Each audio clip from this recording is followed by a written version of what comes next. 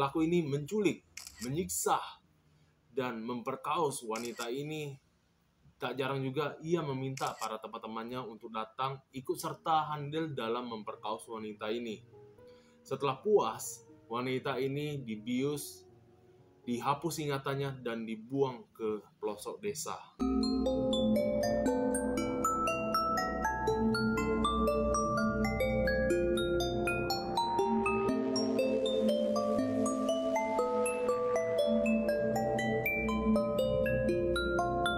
Pada 19 Maret 1999, seorang wanita bernama Cynthia Vigil sedang asik-asiknya nongkrong nih di salah satu parkiran di New Mexico.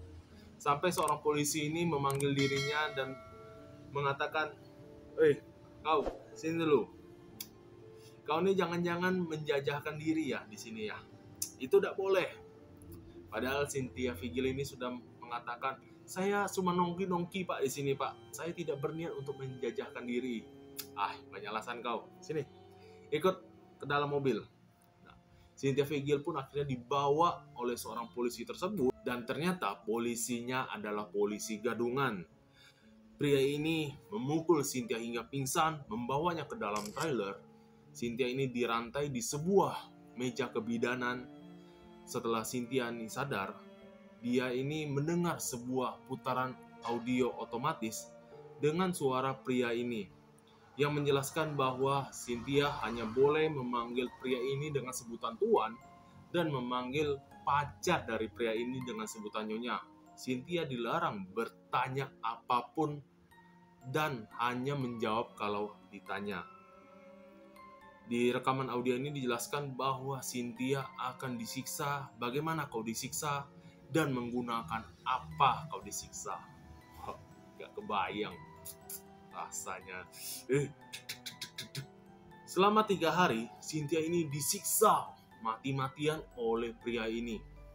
Menggunakan rantai, menggunakan tali, menggunakan cambuk, katrol, gergaji, pisau bedah.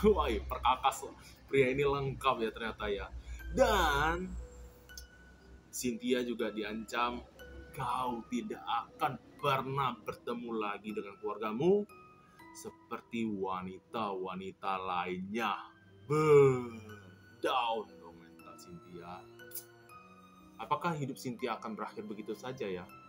Oh tidak. Cynthia ini akhirnya berhasil kabur. Setelah pria ini pergi bekerja, dan tanpa sengaja pacar dari pria ini meletakkan kunci kebebasan Cynthia ini dekat dengan Cynthia. Tanpa menunggu kesempatan 2 kali, Cynthia ini mengambil kunci tersebut, membuka rantai, membuka borgol, segala macam dibukanya, dan berniat kabur. Ketahuan sama pacar si pria ini. Dengan memakai alat seadanya, apa yang bisa dilihat untuk melumpuhkan pacarnya ini ya? Ada kapak es nih. Lepang sekali. Tuh, kapar pacarnya.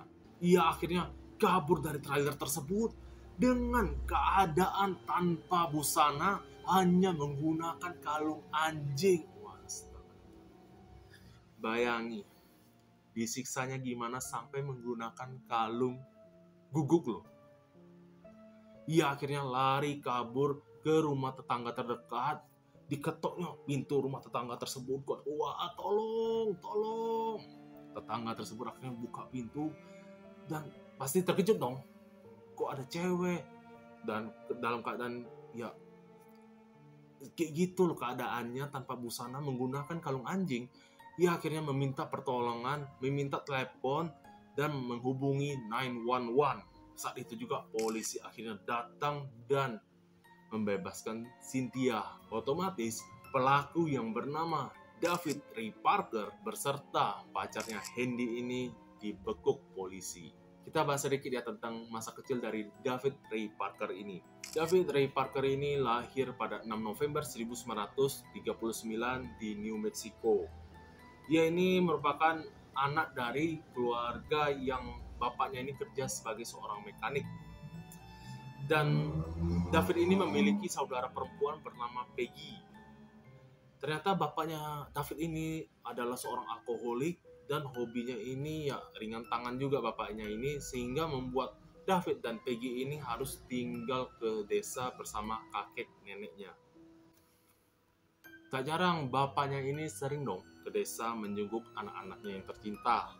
Tak lupa ia membawakan oleh-oleh khusus untuk si David ini berupa majalah-majalah sampah yang berisikan hal-hal pornografi dengan genre kekerasan.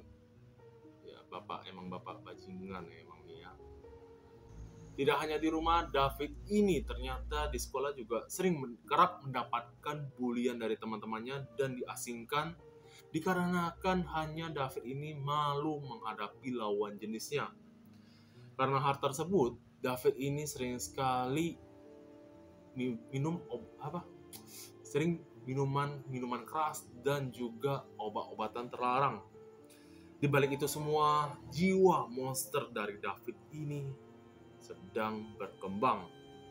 Hingga akhirnya pada saat David ini berusia 14 tahun, Peggy ini menemukan sesuatu yang mengejutkan dari saudaranya ini, yaitu sebuah majalah sampah yang berisikan kekerasan seksual dan juga catatan dari David ini yang berisikan bahwa ia ingin sekali memperkaos, menyiksa dan membunuh wanita. Astaga. Kok itulah ya. Karena pendidikan yang lingkungan sekitar yang kurang mendukung ya, hingga merubah karakter orang tersebut yang menjadi kayak gini ya dari kecil ya. Orang tuanya juga salah nih, majalah-majalah sampah dibawa. Emang bapak-bapak. Selama hidup si David ini telah 4 kali menikah dan semuanya berakhir bahagia. Tidak, berakhir perceraian. Dari pasangan terakhirnya ini, David ini mendapatkan anak sepasang, yang dimana hak asuh anak perempuannya ini jatuh ke David. Bisa dah ya David ini ya. Diperkirakan David ini telah melakukan aksinya ini dari tahun 50-an. 50-an. Setelah menangkap si David dan juga pasangannya si Hendy ini atas kasus si penculikan Cynthia ini, polisi otomatis dapat dong surat perintah penggeledahan rumah dan trailer si David yang disebut oleh David ini. Trailernya ini adalah trailer Toys Box, di mana trailer ini berharga $100,000. Di dalam trailer, polisi menemukan hal-hal yang sangat menjijikkan, di mana ada meja atau kursi kebidanan ya di tengah-tengah trailer, dan tepat di atas meja kebidanan tersebut ada sebuah kaca untuk para korban melihat bagaimana David menyiksa tubuh para korban ini.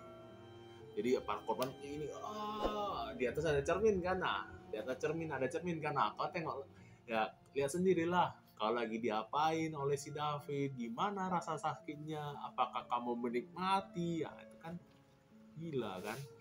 Dan berserakan juga ya di lantai-lantai ya alat-alat penyiksaan seperti ya disebutkan tadi lah, gergaji, katrol, tali, cambuk, ya pisau bedah, bahkan ada berbagai macam mainan-mainan sex toy ya.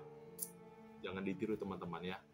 Dan tidak luput juga di dinding trailer tersebut berisikan poster atau gambar-gambar pornografi tentang bagaimana titik-titik penyiksaan yang sangat-sangat menyakitkan, bahkan kalau dilihat para sobat. Dari pengakuan si David ini ya, ia bisa menculik 3 hingga 4 wanita dalam 1 tahun. Ia menyiksa dan memperkaos korbannya. Yang parahnya lagi ya, ia bahkan menyuruh hewan peliharaannya gugup untuk membantu memperkaos wanita tersebut. Tak jarang juga David ini mengundang para teman-temannya untuk ikut andil. Setelah puas dengan korbannya nih, David ini akan menyuntikkan sebuah obat bius yang membuat para korban ini amnesia. Setelah itu, ia akan membawa para korban wanita ini, korban ini ya, ke sebuah jalan desa hingga wanita ini sudah amnesia nih, ia tidak melaporkan kepada polisi. Hingga ya, permainan David ini tetap aman ya. Gila. Saya suka sekali permainan pikiran. Setelah kita selesai denganmu, kau akan dibius dengan kuat. Kau dibius selama beberapa hari, sementara itu aku akan bermain dengan pikiran. Pada saat aku selesai mencuci otakmu, kau tidak akan mengingat apapun tentang petualangan kecil kita. Masih ingat dengan anak si David ini, yang hak asuhnya ini dapat di David? Ya, anak itu kan bernama si Jess. Si Jess ini ternyata adalah salah satu kaki tangan si David. Setelah cerai nih dari istrinya, hak asuhnya dapat di David. David ini membesarkan anaknya ini dengan sangat-sangat perhatian ya. Mengajari anaknya ini dengan ya, ini loh nak, ini cara bisa orang kayak gini loh. Ini cara ya, kau lakukanlah hal-hal negatif ini. Gini loh caranya nak. Tapi papa, bukannya itu sangat menyakitkan papa? Salah dah itu papa? Oh jelas tidak. Apapun yang ayah kamu lakukan itu selalu always right, selalu benar ya. Bapak tidak pernah salah, catat, bapak tidak pernah salah. Nah, jadi dari kecil aja sudah diajarkan hal-hal tentang berbau pornografi ya, genre kekerasan tentunya ya. Dari kecil aja sudah diajarkan dengan hal-hal negatif, otomatis anak itu tumbuh kembangnya ya menjadi perilaku negatif juga ya. Makanya nih, sebagai orang tua, ajarilah anak dengan yang baik, benar. Itu yang penting. Setelah si Jess ini dewasa, dia kan punya temen nih, ya. Dia menghadiahkan bapaknya ini ya, bawa nih temannya ini. Nih pak, nih saya ada hadiah nih ya. Nih, teman saya wanita, tolong bapak tolong teman saya ini jadikan korban juga. Bawa temennya ke bapaknya untuk jadikan alat penyiksaan. Was, pinter kau Jess, ya. Masuk neraka loh. Astaga. Akhirnya pengadilan ini menjatuhkan hukuman terhadap David ini 224 tahun masa penjara. Kau jadi jin kalau di penjara tuh ya.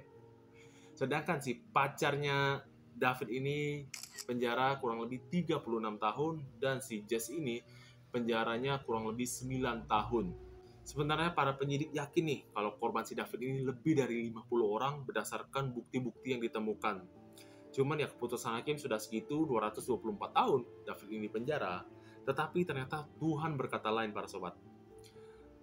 Tidak lama setelah David ini dikurung, David ini meninggal nih dikarenakan serangan jantung pada 28 Mei 2002. Nah, hukuman manusia kayaknya terlalu gampang untuk kau Pit. Yuk, ikut aku aja yuk. Nah, kau disiksa kalau di neraka kau Pit.